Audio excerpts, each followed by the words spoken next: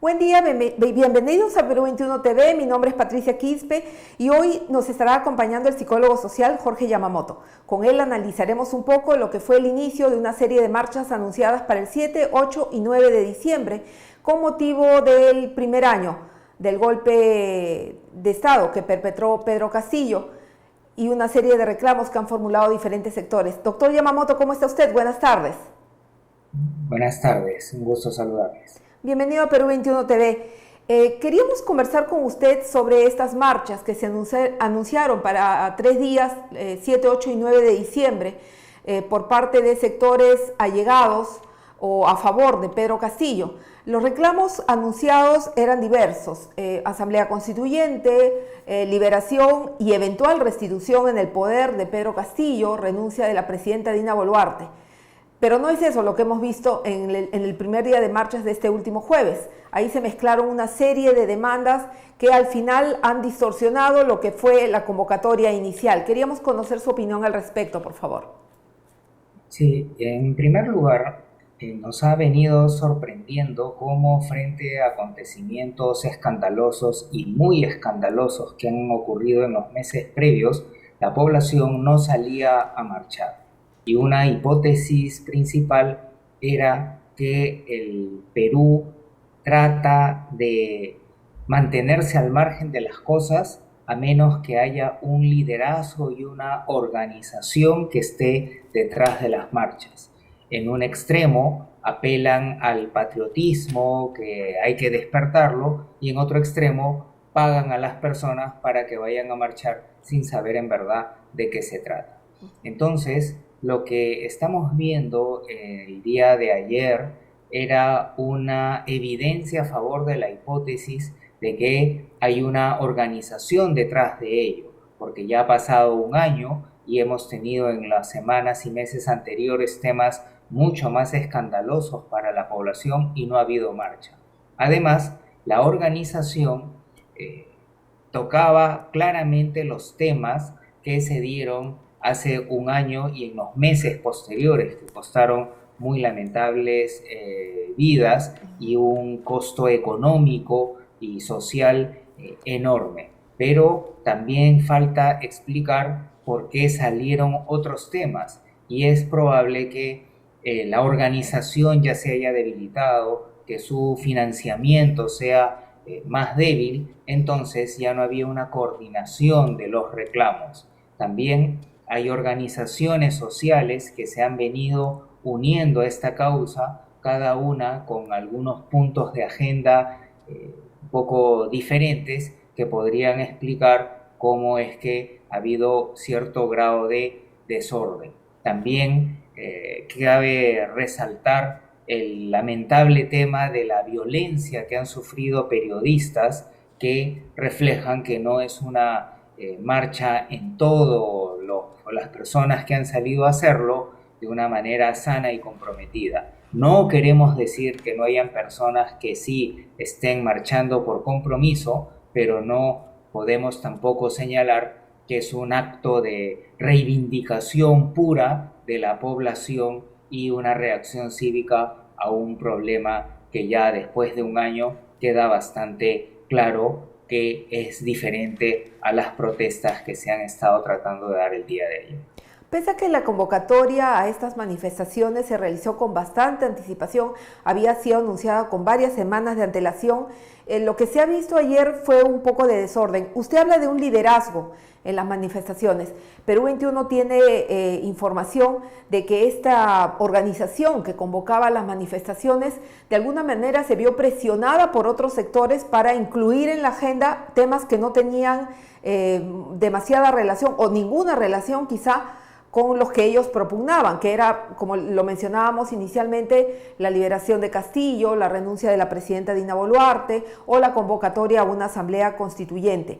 ¿Eso evidencia que hay una debilidad de esa organización o que no hay convicción total respecto de las demandas que se formulan en este tipo de manifestaciones? Sí, aquí lo obvio es que si bien ha habido un liderazgo en el sentido amplio de que ha habido un grupo organizado que ha promovido la marcha, no ha habido liderazgo en el sentido más profundo, es decir, de convocatoria, de saber leer las preocupaciones de la población y canalizar esas preocupaciones a través de marchas u otras actividades.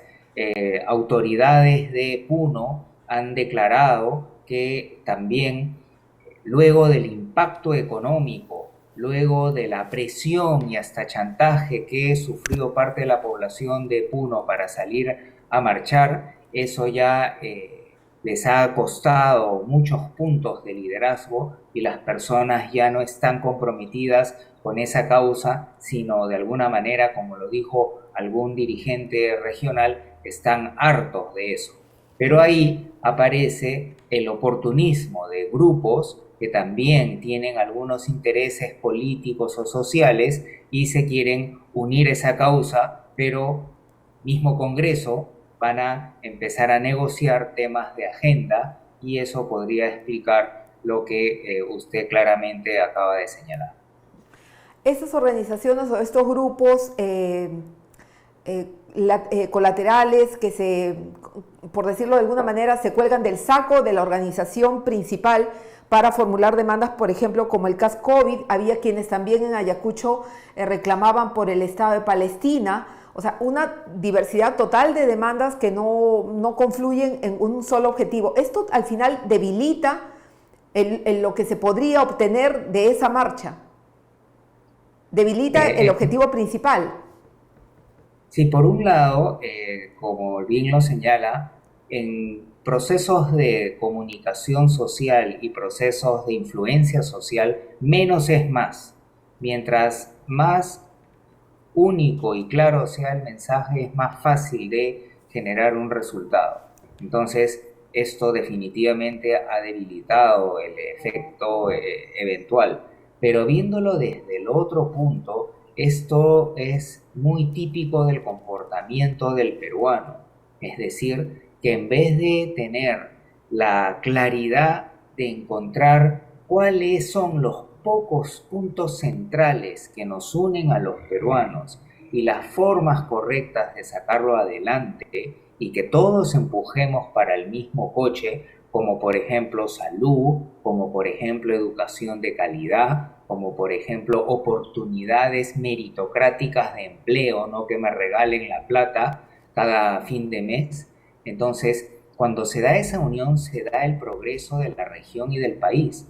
Pero el problema es que no cognitivamente, no estamos preparados para ver el punto común, sino para defender nuestra esquinita, nuestro callejón y ponernos a negociar más a la mala que a la buena y empujar el coche a medias, porque las negociaciones de alguna manera son compromisos. Entonces, en este caso se ha manifestado en la debilitación de la manifestación, pero en otro caso también se manifiesta en que un gobierno regional, en que un Congreso de la República o un eventual ejecutivo reproduce lo mismo y no camina con unos pocos objetivos nacionales convergentes, sino con muchas agendas que tienen que ver con negociaciones circunstanciales.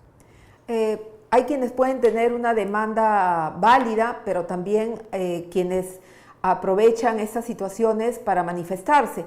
¿Puede haber un perfil, se puede definir, existe un perfil de quienes salen a las calles? Porque todos podemos estar indignados por diferentes temas, pero no todos de repente se animan a salir a las calles y a protestar.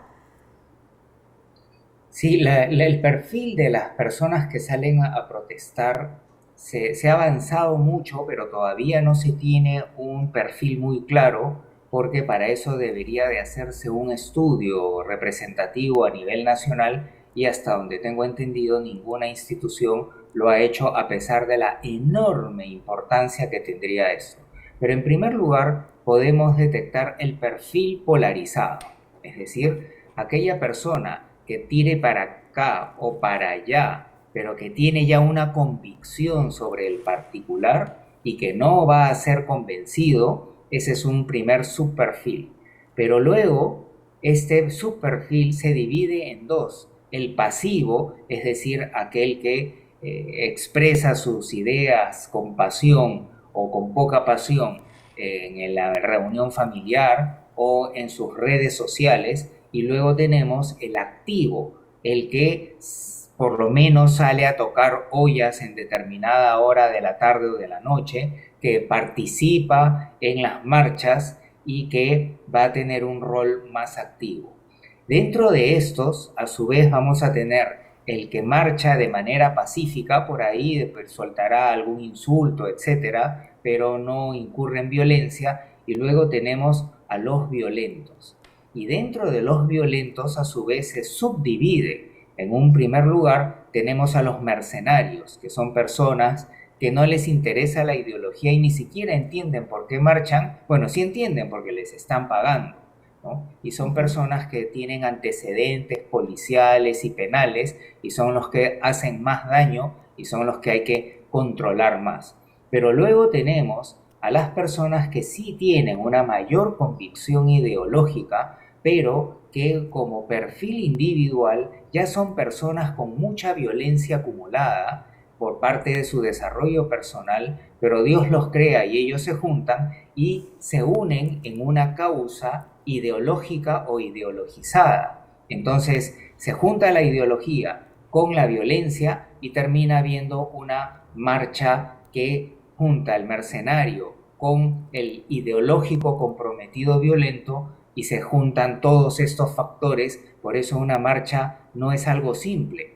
También se sabe que en todas partes del mundo, y en el Perú no es la excepción, que es el protestante deportivo, por decirlo de alguna manera, que así como hay personas que asisten a las barras bravas para sentir un sentimiento de comunidad y desfogarse, hay personas que a 3 cuadras de la manifestación principal están tomando, están drogándose y sienten esa ducha de comunidad y salen a protestar, pero con una motivación diferente. Entonces, en suma, la protesta es un fenómeno psicológico masivo muy complejo y como tal hay que entenderlo y canalizarlo de una manera que es mucho más compleja de la simple observación de manifestantes violentos o gente equivocada o gente comprometida. Pero sin duda con el paso de los años, doctor, estas manifestaciones han cambiado, ¿no? Usted hablaba de liderazgo y recordamos el liderazgo que se veía, por ejemplo, en las manifestaciones políticas anteriormente, años atrás, con personas que podíamos reconocer fácilmente y que convocaban a masas. Eso no se observa mayormente ahora. Se ve a toda esa manifestación muy dispersa, con grupos, y cada uno va por su lado, cada uno pregonando sus demandas de una manera distinta, con diferentes tonos y con diferentes formas.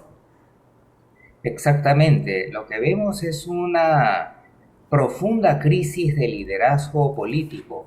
En el pasado, décadas atrás, podríamos estar en desacuerdo con algunos líderes políticos, pero eran reconocidos como tales, ¿no? Y que tenían un discurso estructurado que más o menos sintonizaban con las necesidades de una parte de la población, y podíamos escuchar un Congreso de la República en donde había un diálogo relativamente inteligente, alturado, o que por lo menos hacían la finta de que no eran pues unos delincuentes interesados.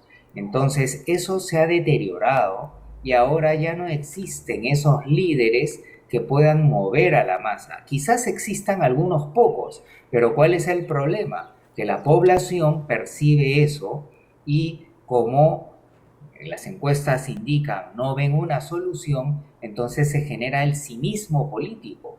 O sea, no hay líder que convoque y tampoco hay ciudadanía que esté interesado en ser convocado.